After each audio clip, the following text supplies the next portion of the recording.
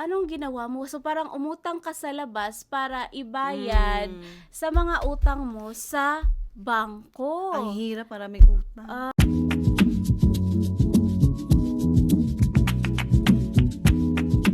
Hello everyone! Welcome back to my channel. This is your Mama Lot again. So if you're new here, I am here helping teachers find teaching jobs in the United States. And I also talk about lifestyle and culture as I navigate my journey along the way. So follow me. So today, meron tayong very important guest. She is an H1B teacher teaching science in elementary. So pag-uusapan namin ngayon ang tungkol sa katanungang what is the best time to resign in Department of Education sa Philippines at ano-ano yung mga clearances na kailangan para makapag-resign ka. And the most important question is, meron bang clearance na kailangan para sa pag-resign in terms of paying all your debts in the banks? So, pag-uusapin din namin ang tungkol sa separation fee sa GSIS. So, let's welcome Teacher Joyce! So, welcome, Teacher Joyce. No, she is an H1B teacher. So, can you tell us more about yourself, Teacher Joyce? Okay, so hi, I am Joyce from Philippines and I am working here as a science teacher from kinder to grade 4. And yes, so 1 month pa lang ako dito, guys. Very fresh Yes, si very Teacher fresh. Joyce. So, may mga hinada tayong mga questions sa kanya. So, first question, how is life so far? So far, sa 1 month mo na pag-stay dito sa United States, how was it? So far so How is good. it? Yeah, so far so good and very friendly yung mga tao dito, tsaka yung mga kids. Iba kasi yung expectation ko, guys. So, I heard a lot of stories that the kids here in US are very Challenging. yes, but I don't really experience those kind of things. Like, they are very friendly, respectful, Manageable naman. manageable naman. So, Yes. yeah, we're used to it kasi nga teacher for in the Philippines for like how many years ka nag-teach sa Philippines? Permanent teacher for 6 years, but 10 years actually kasama na yung pagsab and Okay. volunteer. So, may 10 years of teaching experience ka na. So, si Teacher Joyce is an H1B teacher. Direct hire po siya sa district. Ano naman masasabi mo sa administrators dito? Are they like supportive? Ano bang masasabi mo sa kanila? Oh, very supportive. Like, yes, tumutulong talaga sila sa lahat ng process. Philippines pa lang ako. So, they are really like, nag-ano sila, like, ano yan? Ay, di ko alam yung term. guys. Sorry. Basta they are very supportive. Yan na yan. Supportive. Palagi ka Yes. bang inoobserbahan sa klase? Yes, once a week I have a surprise observation with my instructional coach. Yes, that's once a week. Depende sa kanya kung anong oras siya papasok. So that's unannounced what- talaga o Yes, surprise. Yes. So you should be prepared every day. Yeah, kasi nga bago pa si Teacher Joy, so kailangan niya ng mga support. So makikita naman ng instructional coach kung ano yung mga kulang niya. Hindi naman sa ginajudge ka, 'di ba? So tinutulungan ka kasi nga Yes. wala tayong problema sa content. Matatalino yung mga teachers sa Philippines. The only thing is yung adjustment natin sa mga bata, sa kultura nila, sa language, right? Yes, how you teach, it's very different. They use different curriculum and materials here. So, Yeah. kailangan talaga, we really need guidance from them. Yes, pero madali naman tayong Turuan. natututo. So, what about the school? Anything surprise you sa school nila? Maganda ba yung school? Kumpleto ba yung mga materials? Lahat ng kailangan mo andoon ba? Ano masasabi mo? As expected, malaki siya, tapos complete, lahat Maganda. provided. Yes, like the restroom, parang pang mall, Oh, ganon. Ilang estudyante ka ba sa isang sa isang klase, sa science class mo? Okay, so in kinder, I have 2 sections, like 18 to 20, I guess. And in first 18 to graders, 20. yeah, in first graders, like 23. So, 23 yung pinakamadami mong Yes. estudyante. Sa third graders, 20 and 23, I guess. So, fourth graders, 18, 17, yes. Manageable naman. Very. Wala naman yung mga nagbabato daw ng mga papel, binabato daw, wala. So, because they are very respectful and may mga consequences. Natatakot yes, din sila. takot sila sa consequences. Yeah. And the school is very, May rules na pinapalo. yes, strict sa rules nila. So, ano talaga, iba pa rin yung may takot ka sa teacher, very respectful pa din. Very sweet, yes. Kindergartens are very sweet. Yes. So nagustuhan mo naman yung pagstay at pagtuturo mo dito sa United States so far. So far, so good. Nakakatakot lang talaga yung Sa umpisa surprise Oo. visitations. Kasi nga sa Pilipinas, hindi naman tayo sanay na sinusurprise tayo. 'Di ba? May tayo May observations dun, but scheduled. Schedule. Dito talaga iba yung surprise, iba yung formative na Yes. schedule, iba pa rin yung may panel pa sa akin nga inobserbahan ako 10 administrators. Pero parang parang tour lang, parang ganito magturo yung mga Pilipino, ganun mabilis lang. So always prepare lang tayo, tsaka enjoy. Okay, so may mga culture shock ka ba dito sa United States so far? Marami. The food. The food number 1. Kita niya naman. May mga pa lang ako. pa-pizza. Yes, 1 month pa lang ako dito, Example, guys. ito na yung mga pa-breakfast nila, mga pizza. And Some I are not gained healthy. 2 kilos in just 1 month. For 1 month, 2 kilos. Yes. Tsaka ano pa yung mga in commute, going to school. Yes, we don't have commutes here. Nagka-carpool kami. So, in my case, I don't have a car. So, kinukuha ko dito at 7:30. Nung kasamahan ko din, sabay kami pupunta ng school. Nagbabayad lang ako sa kanya ng like $40 A month. a month. Oo. So, kailangan talaga may car ka dito. Kailangan may driver's license It's ka. very hard without a car here. Yes, so Walang kailangan bus, walang... Do More they on have a bus driving. here? I don't see any. Kasi andito tayo sa parang countryside. So, walang masyadong commute, walang train. Doon may mga bus tayo, pero matagal. Very limited. Oo. Tsaka mga 4 lang na bus. So, mahirap talaga yung commute. Kailangan ng car. So, dumating ka by yung December. So, winter. Grabe yeah, the ba yung weather. adjustment mo sa weather dito? It's super cold. My God, I don't have dress for winter. Kaya, grabe yung adjustment. Naghahanap pa ng mga damit. Yung heater talaga, Yes, bongga. yung heater, bonggang-bongga. Kasi, Dapat mainit. Oo. So, nag-a-adjust pa din. Pero, okay naman. Hindi ka naman nagkasakit so far. in Jesus' name we pray, amen. Hindi naman siya nagkasakit. Yes. Oo. So, yung insurance ko, by March pa magsisimula. So, Oo. bawal magkasakit. Bawal magkasakit. Maganda ba yung snow? Yes, Very but pretty. very cold. I really don't like cold. Oo. This is a very important question. Kailan ba dapat, or kailan ang best time na mag-resign ka sa Department of Education ng Philippines? Okay, so in my case, nag-resign ako after akong ma-approve yung visa. So, after that, pero ready na yung documents ko. And then, Resignation letter. Yes, ready na lahat. The resignation letter, the clearance, The papapirmahan na lang. Papermahan na lang. Yes. Okay. So, nung na-approve na yung visa mo, nag-start na agad yung pag-submission ng... Process, yes. So, ilang days dapat mag-submit ng resignation letter before talaga ma-approve na resign ka na? Ilang days? I'm not sure. Pero yun sa akin kasi, December 9, approve na yung resignation ko. Kailan ka nagpasa? Second week of November. So, around mga 1 month, no? So, kailangan ahead of time Kasi ka. sinabi ko sa division na aalis na ako by December 17. So, yun, inapprove naman nila. Siguro ganun. I don't know. I'm not okay. really sure about it. So, siguro mga 1 month before you resign, dapat isubmit mo na yung resignation letter mo.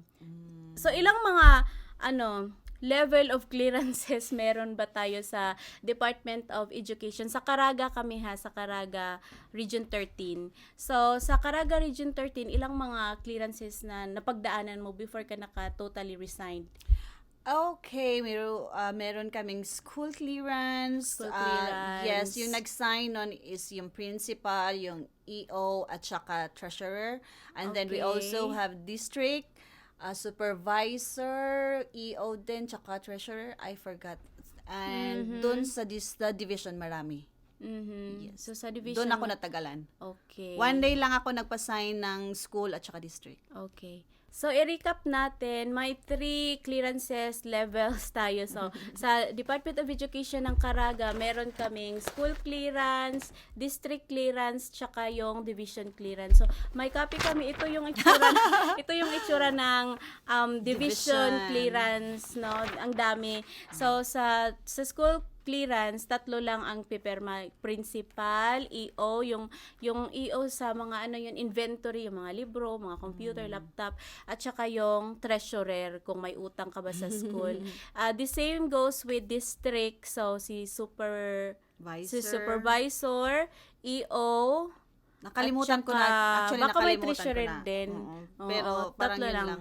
At saka, One day ko lang kasi tapos sa division, ang pinakamarami kasi madami silang pupermahan. Now, the question, this is very important also. Kasali ba sa clearance ng division ang signature ng banks na nagpapatunay na ikaw ay cleared na sa mga utang mo sa bangko? Kasali ba yun sa clearance mo sa division? I'm not that sure, pero hinanap nila sa akin yung receipt na nakapagbayad ako fully paid sa lahat ng utang ko sa So, Philippines. meaning to say, yung mga banks mo, syempre may mga loans tayo, di ba? So, ang ginawa mo, fully paid mo talaga yung mga banks mo, mga utang mo sa banks. So, anong ginawa mo? So, parang umutang ka sa labas para ibayad sa mga utang mo sa bangko. Ang hirap, maraming utang. Oo. Kasi para makakuha ka ng Yes. clearance or So, yung... binayaran ko lahat ng utang ko sa lahat ng banks. Ang daming banks kasi. So, binayaran ko yun lahat and then I get the receipt. So, pagpunta ko ng division to have my resignation clearance. So, yes, naka-attach yun yung mga receipt. So, kaya wala na silang marami pang mga tanong. tanong. Pero, I went to China Bank and asked them kung pwede ba akong umutang sa kanila. Kaya i-buy out ko lahat ng mga utang ko sa kanila. Tapos they told me na they will not allow to buy out because there are a lot of teachers who went outside the country and didn't pay the So, loans. nag-awol. Yes, yun Nag-awol term, yung yes. mga teachers kasi nga hindi sila makapag-clearance sa mga banks kasi hindi nila kayang bayaran yung mga utang sa banks. Ang hirap, 'di ba? Maswerte ka, Teacher Joy, kasi may nagpautang sa sa labas para Thanks, ibayad Mother. So, yun yung mga issues ng ibang guro. Hindi daw nila ma-afford yung utang sa bangko. Kaya hindi rin sila makapag-proceed ng application dito sa Amerika kasi wala silang mapag-utangan, 'di ba? Medyo strict na yung banks kasi doon sa amin, yung ibang Caraga, banks, yes, oo. sa Butuan City. So medyo ayaw na nila ng mga meron kasi ng promissory note before they accept na teachers na lumalabas ng bansa tapos pinapirma lang nila ng promissory note tapos goods na. Ngayon, they did not allow it already because of some issues na hindi nagbabayad yung mga So, ibang hindi tumutupad sa sa promissory. promise. So, strict na sila, kaya yun. So, Naghanap na lang ako ng ibang So, ang dinig ko kasi, yung ibang regions naman, hindi talaga required na clearance yung mga banks. Dito lang talaga sa region natin kasi daw noted na maraming nag-aawol na Awol. teacher na hindi alam ng mga bangko kung saan na nagpunta. So, hindi na nila makontak. So, yun, medyo na bad record tayo doon. kaya So, stricto na sila. So, yun nga, nahirapan na yung mga guro na i-proceed yung application kasi nga sa mga utang. Yes. So, mabuti na lang din, no?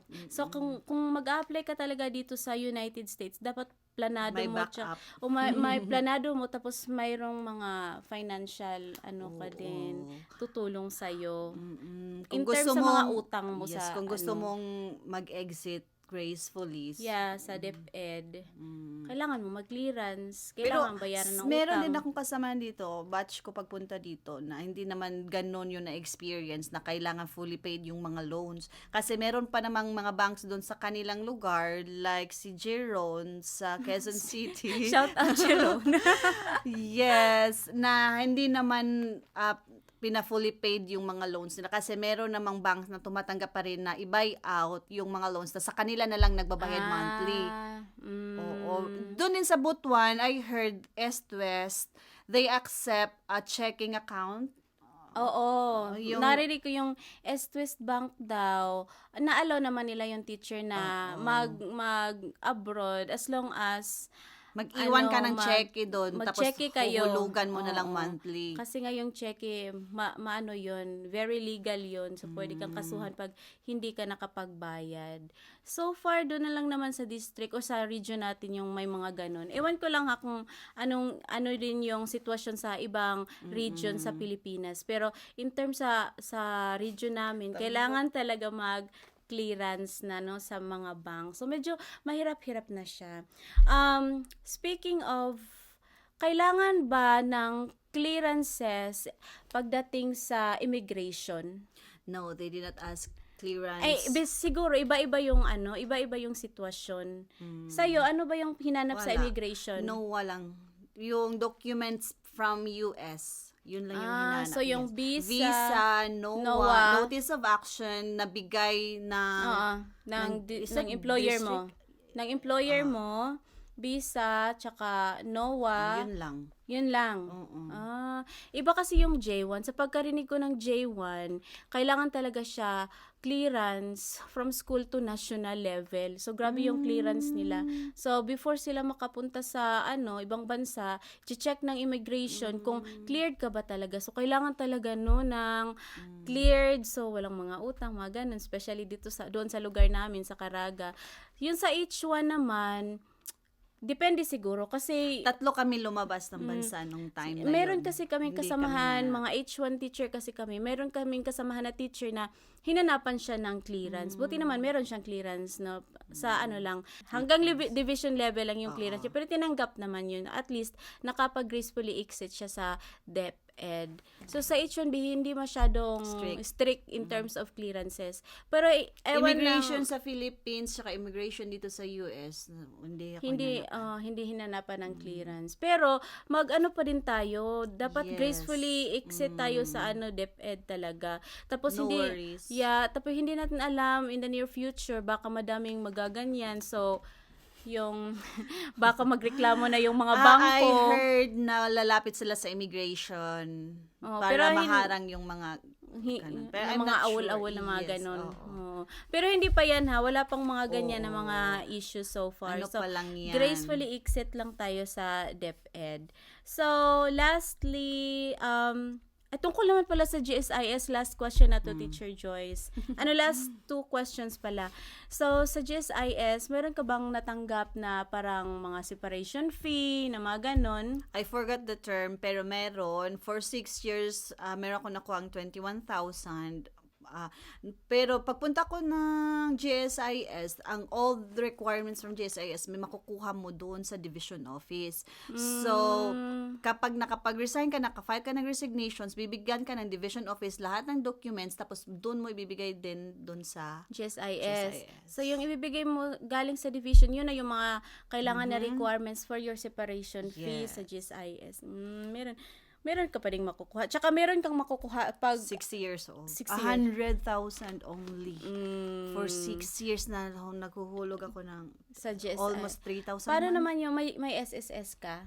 Wala? Yes, meron. May natanggap ka ba? Continue. Ah, nag-continue ka pa Yes. hanggang ngayon. Mm-mm. Yung sa pag-ibig, may hinuhulugan ba tayo sa pag-ibig? Oo, pero I don't know kung may matatanggap doon. Hindi na ako nagbabayad ng pag-ibig. So, sa PhilHealth, may natanggap ba tayo sa PhilHealth? Wala tayong natanggap sa PhilHealth. O may raming issue ngayon sa PhilHealth. Hindi na lang natin, natin At least na may natanggap tayo sa GSIS. Okay. So, last question. Ano yung mga tips mo para sa mga teachers na nagnanais na makapunta dito sa United States? Ano yung mga advices mo? Ano ba? In terms sa mga financial institution. Kaya you should be ready kasi baka dun sa place mo strict na sila pagdating sa mga clearances, so kailangan meron kang backup. At saka Huwag mawala ng pag-asa. oo, maganda naman dito, maraming opportunity. Kaya lang talagang tapusin nila. Kakayod ka talaga dito, besh. Oo. Tapos kailangan gracefully exit talaga. Para wala kang worries pagdating Oo. dito. Hindi ka matakot sa immigration, baka hanapan ka ng clearance, Baka wala bigla, ka. oo. Oo. So, yun lang. Always prepare, pray. Pray all the time. Mhm. And kasi magkaiba naman kasi bawat lugar bawat state baka dito maganda, baka sa iba hindi. You should be ready. Oo, research Yes, din. research din. So, You should be strong kasi nakakamiss yung family, yung place. si Teacher Joyce pala may mga anak na naiwan sa Pilipinas, mga babies pa, 3 years old. 3 and 4. 3 years old and 4 years old. So, matatapang na mga teacher talaga. Oo, iniiwan mo yung family mo sa Philippines. So, sacrifice muna ngayon. Yeah, This be is not strong, forever. guys. Anyway, thank you so much for your time, Teacher Joyce, sa mga Yes. pagsagot mo at sa pagtulong sa Sana mga... nakatulong. Oo, sana nga. Nakatulong ba kami? Subscribe na kayo, guys. Subscribe to my YouTube Sa Mama channel. Lot. Thank you so much for watching. Talaga, guys. Ang lucky ko na, guys. And see you again next time. Bye for now. 1, 2, See ya.